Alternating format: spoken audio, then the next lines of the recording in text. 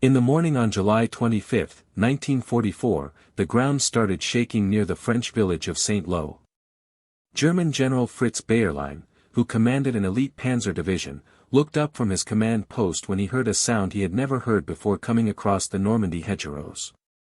American bombers were approaching. Not a few, not even hundreds, but 1,500 heavy bombers filled the sky in waves. They dropped more than 3,000 tons of explosives onto a small area of French land only 6 kilometers wide. But it wasn't just the bombs that destroyed the Panzer Division that morning. What happened next was even worse.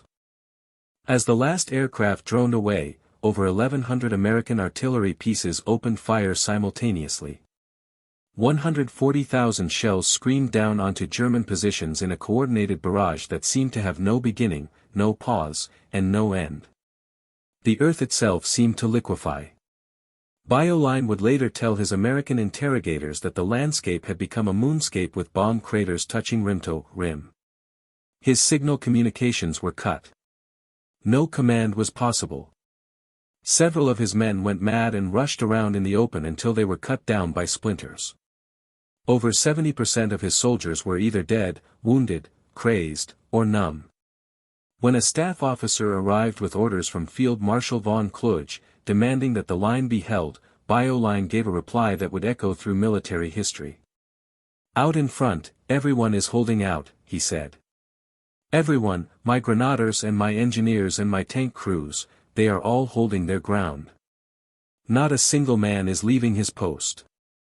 They are lying in their foxholes, mute and silent, for they are dead." The Panzerlehr Division, one of the finest armored formations in the German army, had ceased to exist as a fighting force in a single morning. This was not an isolated incident. This was not a single bad day on a single battlefield. This was the new reality of warfare that American artillery had created.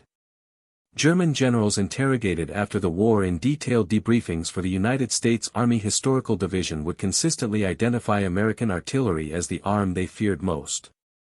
Not the Sherman tanks that their panzers could destroy at range. Not the P-47 Thunderbolts that could be driven off by flak batteries.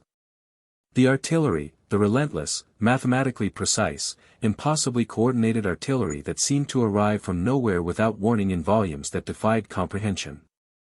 General George Patton himself summarized it after the war when addressing artillery officers. "I do not have to tell you who won the war," he said. "You know, the artillery did. The statistics confirm what the generals observed." According to the United States Army Medical Department's official wound ballistic study, which analyzed 217,070 combat wounds from the European and Mediterranean theaters, artillery and mortar fire caused between 64 and 69% of all battlefield casualties. Small arms, the rifles and machine guns that dominate popular imagination of World War II combat, accounted for less than a quarter of wounds.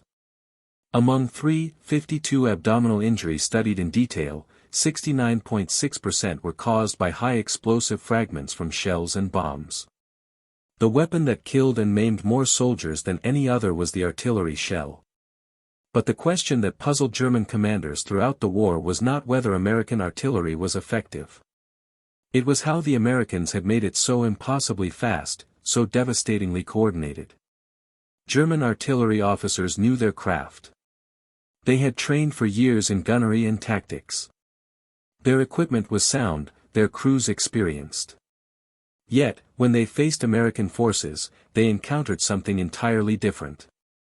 A system that could mass the fire of dozens, even hundreds of guns onto a single target within minutes. A system that gave them no time to react, no chance to take cover, no opportunity to return fire before the shells were already falling. This system had a name. It was called the Fire Direction Center, and its origins lay not on the battlefields of Europe, but in the dusty training grounds of Fort Sill, Oklahoma, more than a decade before the first shots of World War II were fired.